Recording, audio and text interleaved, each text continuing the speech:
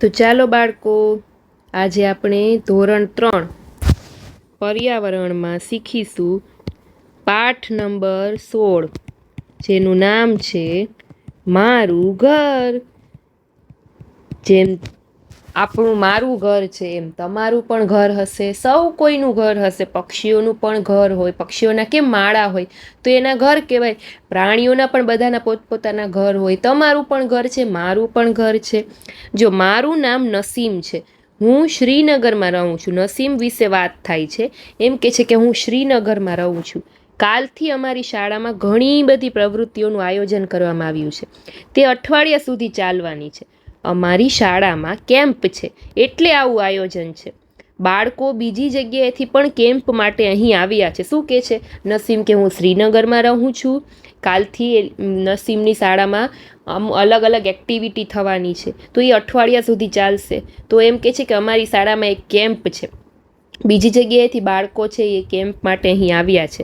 બધાને રહેવા માટે મેદાનમાં તંબુ બાંધ્યા છે. તંબુ એટલે શું? તો કે ટેન્ટ. તમે જોયું હશે. જો આ ટેન્ટ છે, આને કહેવાય તંબુ. અમે શાળા ખૂબ જ સુંદર રીતે શણગારી છે. કેટલાક બાળકોએ કપડાના ટુકડામાંથી બારણાના તોરણ બનાવ્યા. કેટલાકે બદામના ફોતરાનો ઉપયોગ કરીને સુશોભન કર્યું. કેટલાકે સૂકા પાંદડા અને લાકડાના વહેરનો ઉપયોગ કરી રંગોળી બનાવી. ટૂંકમાં કેમ્પ છે એટલે વિદ્યાર્થીઓએ અલગ અલગ રીતે શાળાને શું કરી છે? ડેકોરેટ કરી છે. આજે કેમ્પનો પ્રથમ દિવસ છે. અમે બધા ખૂબ ખુશ છીએ. સવારમાં અમે બધા ભેગા મળીને મેદાનમાં વર્તુળ બનાવીને બેઠા હતા. દરેકે પોતાનો પરિચય આપવાનો હતો. પોતે ક્યાંથી આવ્યા છે, પોતાને શું ભાવે છે, કેમ કે પહેલો દિવસ હતો એટલે બધા એકબીજાને ઓળખે, એના માટે બધાએ પોતપોતાનું ઇન્ટ્રોડક્શન આપવાનું હતું. બધા બાળકો તેમના કુટુંબના અને ઘરના ફોટા લાવ્યા હતા. બધાએ પોતાના ઘર વિશે વાત કરી. ભૂપેનના જૂથનો પહેલો જ વારો હતો. જો હવે ભૂપેન છે એ પોતાનો પરિચય આપે છે. આ ભૂપેન છે. વાંસ કે લાકડાના ઘરમાં રહેનારને શું ધ્યાન રાખવું પડે? એમ કે છે કે હું અસમના મોલન ગામમાંથી આવ્યો છું.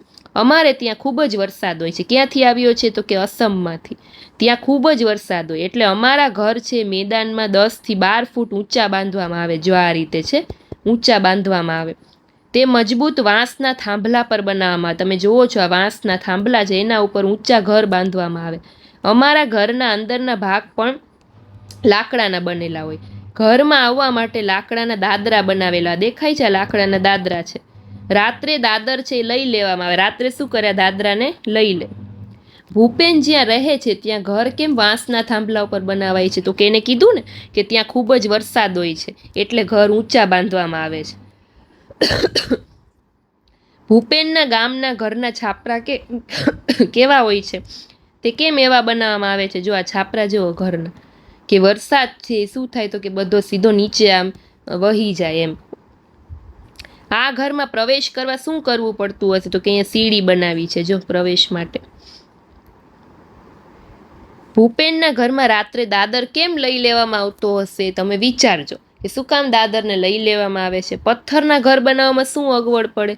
હવે ચમેલીનો વારો આવ્યો. હવે આ ચમેલી છે, એને કીધું કે હું મનાલીથી આવું છું. મનાલી કેવો પ્રદેશ છે? હિલ સ્ટેશન છે એટલે કે પર્વતીય પ્રદેશ છે. તો ત્યાં પણ ખૂબ જ વરસાદ પડે અને બરફ પણ પડે. બરફ એટલે શું કહેવાય ઇંગ્લિશમાં? સ્નો. અને ત્યારે ખૂબ જ ઠંડી હોય. ઠંડી એટલે કે કોલ્ડ. અમને સૂર્યના તડકામાં બેસવું ખૂબ ગમે, કેમ કે ત્યાં 12 માસ બરફ ને એવું જ હોય. તો જ્યારે તડકો નીકળે ને ત્યારે એમ કે છે કે અમને ખૂબ જ ગમે. અમારા ઘર પથ્થરો અથવા લાકડાના બનેલા હોય. જો આ રહ્યું છે, કાં લાકડાના બનેલું હોય કાં પથ્થરનું બનેલું હોય. હવે ચમેલીનું ઘર કયા વિસ્તારમાં છે? શું કે છે?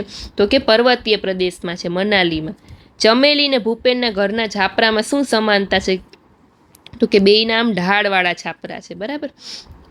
આ વિસ્તારમાં છાપરા કેવી રીતે ઉપયોગી છે? શું કામ? તો કે જે કાંઈ બરફ કે વરસાદ પડે એ બધું આમ અહીંયાથી વહી જાય એમ. બરાબર. એટલે અને ઠંડીથી બચાવે.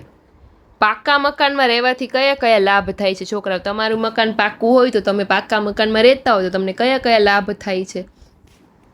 હવે મિતાલીને અનુજે કહ્યું. મિતાલીને અનુજ રાજકોટથી આવ્યા છે. તેઓએ દરેકને રાજકોટના ચિત્ર બતાવે. જો આ રાજકોટનું ચિત્ર બતાવે છે.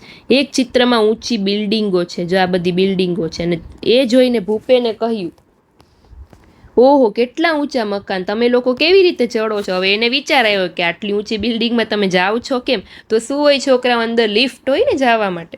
આ મકાન જુઓ અને શોધો કે તમારા વિસ્તારના મકાન જેવા મકાન છે. બહુમાળી મકાનમાં ઉપર જવા માટે શું વ્યવસ્થા હોય છે? તો કે લિફ્ટની વ્યવસ્થા હોય છે. લિફ્ટ ના હોય તો સીડીની વ્યવસ્થા હોય છે. નવી દિલ્હી છે ભારતનું પાટનગર છે.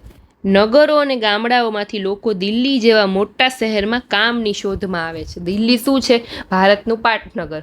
આ લોકો શહેરમાં સ્થાયી થાય છે. પછી ગામડામાંથી લોકો શું કરે? તો કે કામની શોધમાં દિલ્હી જાય, પછી ત્યાં જ સ્થાયી થઈ જાય. અહીંયા ઘણા લોકો ખૂબ જ ઓછી જગ્યામાં રહે છે. ઘણા લોકો પાસે મકાન જ નથી હોતા, તેઓ ઝૂંપડપટ્ટીમાં રહે છે. કેટલાકની પાસે ઘર પણ નથી હોતું. આવા માણસોને જ્યાં જગ્યા મળે ત્યાં સૂઈ જાય છે, રોડ પર, ફૂટપાથ પર, સ્ટેશન પર, બરાબર.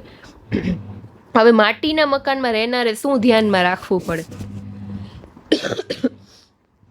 કાશીરામે બધાને કહ્યું કે હું રાજસ્થાનથી આવું છું, અમારા વિસ્તારમાં ખૂબ જ ઓછો વરસાદ પડે. સોરી, તમને બધાને ખબર છે રાજસ્થાન છે બહુ ગરમ શહેર કહેવાય, કેમ કે ત્યાં વરસાદ ઓછો પડે, એટલે ત્યાં ગરમી ખૂબ જ હોય. અમે માટીના મકાનમાં રહીએ છીએ. શું કામ? તો કે ઘરની દિવાલ છે એ ઠરે અને માટીના મકાનમાં અંદર ગરમી ઓછી લાગે. ઘરની દિવાલ ખૂબ જ કેવી હોય છે? જાડી હોય છે. આ દિવાલ માટીથી લીપણ કરેલી હોય છે. છાપરા કેવા હોય છે? તો કે કાંટાવાળા ઘાસના બનેલા હોય છે. એવી જ રીતે બધા જૂથોએ પોતપોતાના ઘર મકાન વિશે વાત કરી. પરિચય પછી સાંસ્કૃતિક કાર્યક્રમ ચાલુ થયો. બાળકોએ જુદા જુદા નૃત્યો કર્યા. તેઓએ પોતાની ભાષામાં લોકગીતો રજૂ કર્યા. દરેકને બદામને ઇલાયચી સાથે કાશ્મીરનું પીણું કાહવા અપાયું. શું કામ? તો કે શ્રીનગરમાં પ્રોગ્રામ હતો. અમે ખૂબ જ મજા માણી. સાંજે અમે દાલ સરોવર ગયા. અમે નાવડીમાં બનાવેલું ઘર જોયું, એટલે કે હાઉસ બોટ જોયું. જો આ રહ્યું બોટમાં બનાવેલું ઘર. ક્યાં છે? દાલ સરોવરમાં, શ્રીનગરમાં. અમે શિકારામાં બેઠા અને તેને પાણીમાં ચલાવવા કેટલાક બાળકોએ હલેશા માર્યા. જો આ શિકારા છે. અમે વાદળ પર્વત વચ્ચે 4 ચિનાર જોયું.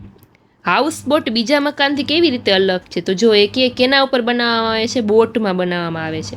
શું તમને એવા ઘરમાં રહેવું ગમે? તમે કોઈ વિચાર્યું છે કે તમે હાઉસબોટમાં રહેતા હોય તો? જો ચિત્ર જુઓ અને જોડો. જો આમાંથી ઝૂંપડી કઈ છે, બરફનું ઘર કયું છે, હાઉસબોટ કઈ છે, બહુમાળી મકાન કયું છે? બહુમાળી મકાન એટલે બિલ્ડિંગ, તો પહેલાં તો આ આવે. બરફનું ઘર એટલે ઈગલું કહેવાય, આ આવે. પછી હાઉસબોટ હમણાં જ આપણે જોઈ ચિત્ર, આ હાઉસબોટ. પછી તંબુ, આ તંબુ છે. ત્યાર પછી આ છે શું છે? ઝૂંપડી, ભૂંગો. આ ભૂંગો છે ને આ શું છે? તો કે ઝૂંપડી છે. ચાલો, બરાબર, આ રીતે જોડવાનું. તમારું ઘર જે વસ્તુથી બનેલું છે એના ઉપર રાઈટ કરવાનું. તમારું ઘર ઘાસનું બનેલું છે, છાણનું, લાકડાનું, સિમેન્ટનું, કેનવાસનું કે લોખંડનું? બરાબર. પ્લાસ્ટિક, ચૂનાનો પથ્થર, વાંસ, તો કે ઈંટ, સિમેન્ટ, પથ્થર, એ બધા મિક્સથી આપણું ઘર છે બનેલું હોય છે. તમારા પાડોશીના ઘર જુઓ, એ શેના બનેલા છે એની યાદી તમારે અહીંયા બનાવવાની. ઘર બનાવવામાં વપરાતી વસ્તુના નમૂના સંગ્રહ, જેમ કે રેતી જોઈ, પથ્થર કાંકરા જોઈ, પછી ઈંટો જોઈ, સિમેન્ટ જોઈ, બરાબર. એ બધી યાદી તમારે બનાવવાની. ચાલો ઈંટ બનાવીએ. માટી એકઠી કરો, એમાં પાણી ઉમેરીને માટી ગૂંદો. ખાલી દીવાસળીની પેટી ભરો અને પછી દબાવો. સુકાય ત્યારે બહાર કાઢી લો તો તમારી નાની ઈંટ તૈયાર થઈ જશે. ટ્રાય કરજો ઘરે. પછી એમાં તમારે કલર કરી શકો, એના ઉપર તમારું નામ લખી શકો. બધી ઈંટો રંગીન ઘર બનાવવા ઉપયોગમાં લો.